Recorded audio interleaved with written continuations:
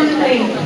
பணியிடை பயிற்சிக்கு வந்தோமா இல்லை கவி அரங்கிற்கு வந்தோமா என்று எண்ணும் அளவிற்கு கவிகளை தனதாக்கியதோடு மட்டுமல்லாமல் உங்களுக்கும் உரியதென கவியால் நம்மை கடிப்புற செய்தவர் வள்ளுவன், பாரதி, பாரதிதாசன் என இவ்வரிசையில் தன்னையும் இணைத்து தன் கவிகளையும் இம்மேடை ஏற்றியவர். தமிழில் நம்மையும் தத்தளிக்க செய்தவர்.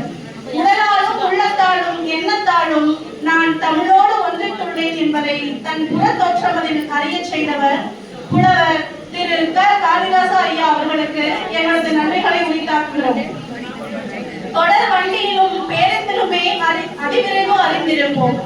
பணியிடை பயிற்சி அளிப்பதிலும் சொல் ஆற்றலிலும் கருத்துரைகளை கையாள்வதிலும் அதிவிரைவாய் எமக்கு பயிற்சி அளித்தவர். இந்நாள் வரை இணையத்தில் என்னவெல்லாமோ தேடிய நமக்கு நம் மத்தியில் பீஸ்பூல், கூகுள், ஸ்லோ ஏஐ, கேன்வா என பல்வேறு இணைய வளங்களை இன்முகத்தோடு ஈன்றவர்.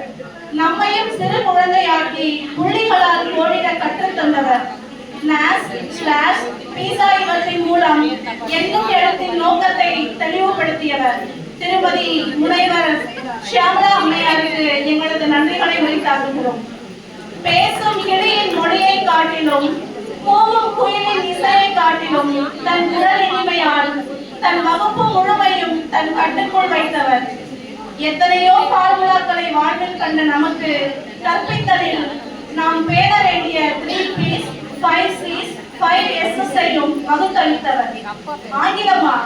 ஐயோ, நான் எப்படி கற்பேன், எனக்கு வராதே என புறமுதுகிட்டு ஓடும் மாணவரையும் ஆர்வமூட்டல் மூலம் ஆட்டிப்படைக்க இயலும் என்று ஆட்டிப்படைக்க ஆற்றல் அளித்தவர்.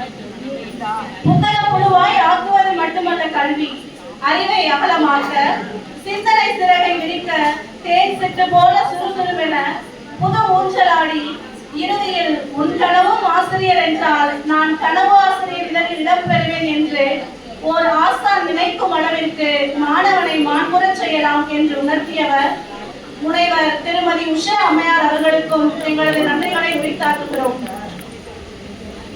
சிப்பியிலிருந்து முத்து உருவாக காலம் எடுப்பதை போல தன்னை உணர்ந்து தான் கற்க வேண்டிய கல்வியை உணர்ந்து புதுக்கோட்டையில் திருவரங்க முத்தாகி தன் பணியில் பெற்ற அனுபவங்களை நம்மோடு பகிர வந்தவர்.